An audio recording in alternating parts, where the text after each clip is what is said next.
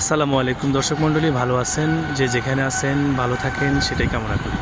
দেখতে পাচ্ছেন ঢাকার বুক চিরে একটি নদী অথবা খাল বলা যায়, খুবই সুন্দর এবং অসাধারণ।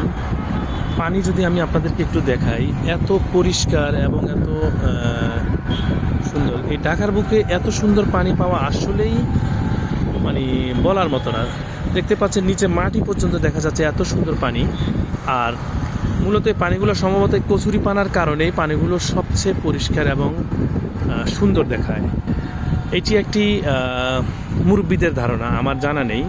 তো দেখতে পাচ্ছেন ওখানে দুইটা নৌকা দিয়ে কচুরি পানার ফাঁকে সম্ভবত মাছ ধরে অথবা কোনো কিছু একটা করে। আমি ঠিক এত দূর থেকে বুঝতে পারতেছি না। এই বোটগুলো দেখে মনে হচ্ছে যে এগুলো মাছ চাষ করে যারা, তাদেরই মানে মৎস্য চাষিদের এই লেকগুলো, বিলগুলো লিজ দেওয়া থাকে। অবশ্য লিজ দিলে এখানকার পরিবেশ, পানি এগুলো সব পরিষ্কার ভালো থাকবে, এটাই স্বাভাবিক। কারণ এটা সচরাচর কেউ ইউজ করতে পারে না, যেহেতু মালিক পক্ষের লোকজন থাকে, তারা এগুলো পাহারা দেয়।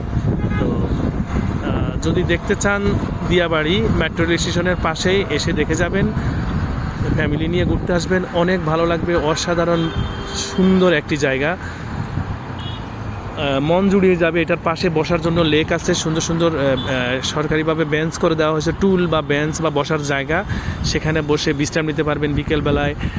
এখানে অনেকগুলো এই কী বলে ছোটো রেস্টুরেন্ট বা চায়ের দোকান, টং দোকান, বিভিন্ন দোকান হয়। খাওয়ার কোনো অভাব নেই। পানি, চা, বিস্কিট, কফি, যে যা খান, আইসক্রিম সবই আছে, চটপটি, ফুচকা, আচার সবই পাবেন। তো ঘুরতে আসবেন, ওইভাবে আসবেন, প্রিপারেশন নিয়ে সন্ধ্যার পর পর্যন্ত থাকবেন, খুবই ভালো লাগবে। খুবই সুন্দর একটা জায়গা। সবাইকে আমন্ত্রণ জানিয়ে আবারও বিদায় নিলাম। আল্লাহ হাফেজ, দেখা হবে পরবর্তী কোনো ভিডিওতে।